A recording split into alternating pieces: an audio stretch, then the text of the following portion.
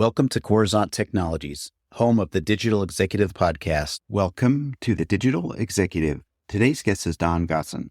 Don Gossen, the visionary co-founder of Nevermind, the PayPal of AI commerce. Nevermind is presenting a new era where autonomous AI agents can conduct transactions entirely without human intervention. They've just launched a new collaboration with Olaas, Peak, and Combinder that introduces the first live implementation of autonomous AI payments for smart energy systems. Well, good afternoon, Don. Welcome to the show. Thanks for having me. Awesome. I appreciate you making the time. I know we've got kind of a time distance travel between us, you being in Lisbon, Portugal, and I'm in Kansas City, center of the United States. So I know sometimes making times and traversing time zones can be challenging, but I do appreciate the time. Love doing international podcasts. So Don, let's jump into your first question here, reflecting on your entrepreneurial journey from co-founding Ocean Protocol to leading Nevermind. What have been the most rewarding aspects of entrepreneurship, and what advice would you offer to entrepreneurs venturing into the AI and blockchain space? Sure. I think the most satisfying piece is basically starting from scratch and building something that people find valuable. The proverbial 0 to 1 is quite challenging, but also extremely rewarding if you can accomplish it. With respect to venturing into AI and the cross-section with blockchain, it's an interesting proposition, right? Because you're talking about two technologies that are inherently divergent from one another, right? Blockchain technology is innately decentralized versus AI, which is innately centralized. So trying to merge these two technologies in and of themselves has its own challenges beyond just the technical novelty in particular of, I would call it new age AI tech. It's an interesting cross section to be working in and trying to deal with these sort of inherent orthogonalities or divergences that are baked into the technology sets themselves. Thank you. I appreciate you sharing a little bit of that. And two things that I highlight out of that, your answer there is obviously that 0 to 1, starting something from the ground up. There's a lot of challenges with that, but looking back when you get to 1, it's certainly an accomplishment and something that feels really good. But we talk about AI and blockchain here all the time, and blockchain is something that's near and dear to my heart. We do a lot of that here. In fact, the platform's built on blockchain. So love talking about this stuff, and I love how you're trying to bring these two technologies together. So I appreciate that. Don, Nevermind has been dubbed PayPal of AI commerce. Could you share the inspiration behind this vision and how it has shaped the company's trajectory? Yeah, it's a bit cliched, but I would say it's a labor of love. So I've been in the ML, quote unquote, AI space for my entire career. So 20 years. I started in the applied side of it. I was in commodities trading on the risk side. So doing statistical modeling on credit scores and stuff like that for our customers, and have just sort of maintained the focus on this space for my entire career. And then in 2016, I caught the crypto bug.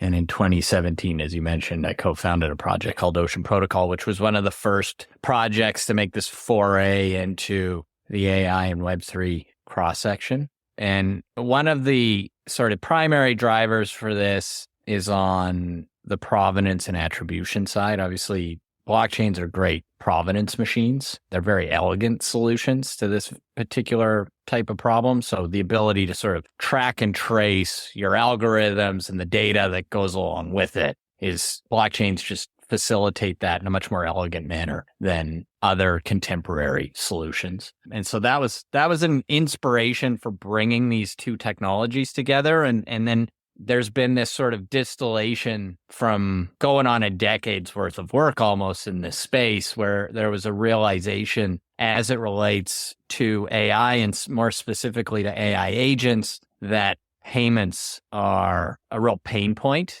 And so we recognize this pretty early on. There's more projects now talking about AI agent payments. Coinbase has a solution. There's a few others in the market on the Web3 side. Stripe has entered the fray into this space as well. But there are real challenges with respect to agents paying and getting paid, and more importantly, being able to cover sort of the operational costs of servicing a request. And we found that the infrastructure that's available via blockchain synced up to the way that an AI is going to operate and then be able to translate that operation and service into a cost for a user. There's real synergies there. So this focus of becoming the PayPal of AI really involves enabling the metering of the service that's being provided based on a request from an AI agent and translating that into a settlement cost for the requester,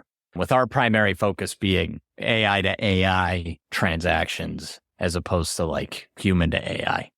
Thank you. Appreciate that. And I love having the conversation around this. We talked about this recently on the podcast about how people are now going to be accustomed to having, like a virtual assistant, right? But it's AI. And AI can take care of those transactions. Again, in your space, in your business, same exact thing where AI can handle those requests, which I think is amazing. Obviously, everybody's a little bit skeptical about it, but really do love this technology and what you're all doing out there.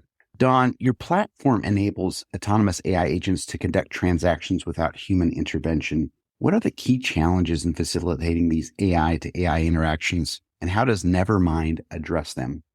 Yeah, it's a good question, right? So there's real nuance to the proposition. So what you'll see right now, and personally where I see the skepticism lying and where I personally have skepticism is just sort of setting a one price fits all component to these AI. So I'm going to charge you a flat fee of X for these services. That works now because a lot of these AI projects in particular are well funded. So they're underwriting the cost of that operation.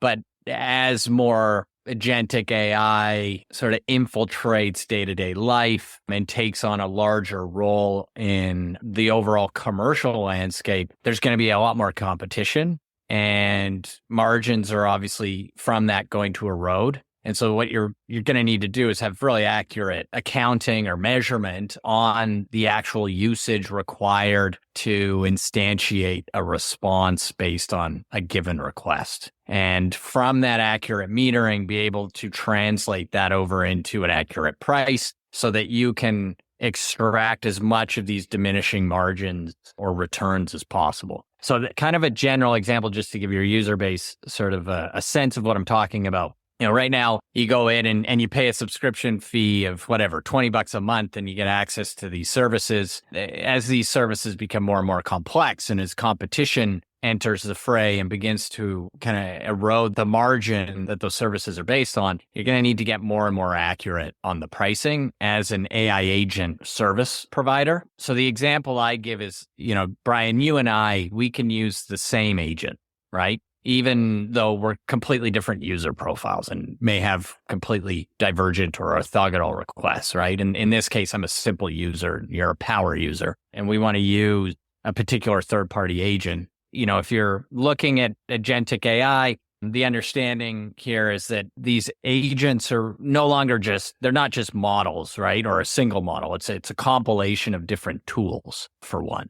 And that represents itself in probably, a composition of different models that AI agent can call upon based on the request that's given to it, right? So you and I, we can make these divergent requests to these agents. The agent can respond to those requests by instantiating different models in response. So the simplest example, if you've used like O1 or 4.0 or whatever, is that when I make a simple request to that agent, that request is getting decomposed and routed to a model that can handle the simplicity of my request. Let's say in this case, GPT-3, right? And that has an associated cost to it. Whereas you make a more complex request, say multimodal request to the same agent, well, it's got to invoke a more complicated model in order to handle the multimodality of that request. In this case, maybe GPT-4 or 4.5 for that matter. The spread in cost, the cost difference between operating these two models can be an order of magnitude or more in difference.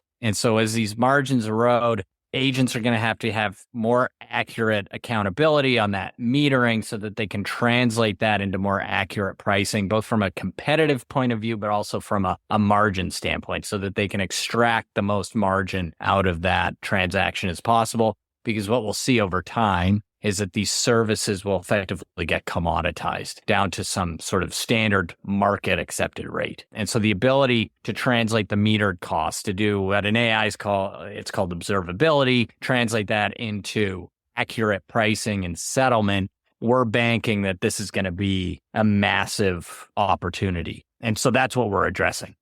That's amazing. Thank you for unpacking all that. That's very helpful for myself and our audience, of course. That's very helpful. You're, in my mind, kind of a pioneer in this space, and I think it's really exciting time to be in. So thank you for sharing that. Don, last question of the day. Transitioning AI-driven payments from niche initiatives to mainstream practice requires overcoming certain barriers. What steps is Nevermind taking to facilitate this shift and encourage broader adoption?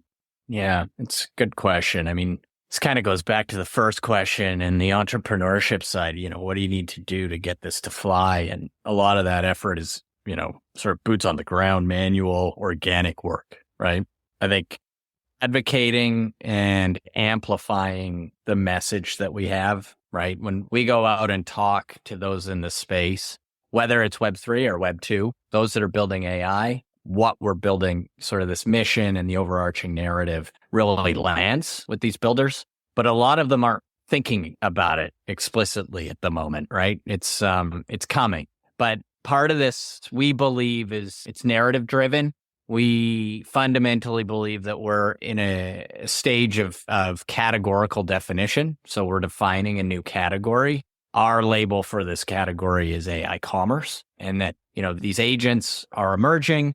They're going to interact with you and I. They're going to perform functions like assistance, et cetera, but they're also going to interact with one another. And that these agents are going to emerge, and our belief is will be standalone economic actors, right? And so this concept of AI commerce is intended to encapsulate that category and this overarching, I think, evolution of effectively e-commerce, right? It's no longer just humans operating and buying things from one another via the internet. It's also going to be computers, basically, or robots, however you want to frame it. And so kind of espousing that message and amplifying it, I think, is quite critical so that people become aware that they sort of think about it in the back of their heads when they're building this, but it's not necessarily front of mind. And so bringing that to the forefront, that this is a new opportunity from an economic and financial standpoint, both in terms of those that are building these agents now and then in the future, agents that kind of, build themselves, that this is sort of the new frontier and emergent. It's very mid-90s-esque, right? That the new agentic economy is going to emerge and change commerce forever in the same light that the internet did beginning in the early 90s through the mid 90s. And then we obviously saw it happen in the 2000s and 2010s with the internet. So same type of evolution and definitely the same type of impact. So right now, a lot of what we're doing is educational, getting the message out and getting people to sort of understand the impact that's going to be made and accelerate that adoption so we hit a steeper curve faster. Thank you. Again, I talked about this just a second ago. A great time that we're living in and the adoption is key. You kind of use that analogy, the internet in the 90s and how that has changed things. But the Web3 adoption and the use of AI is so important these days. Obviously, we got to keep ethics there, but hopefully we can integrate more DeFi blockchain technology with the AI so we can kind of keep things in check, as I'd like to say. So I appreciate 100%. That. Don, it was such a pleasure having you on today, and I look forward to speaking with you real soon. Thank you for having me. It was great to be on. Bye for now.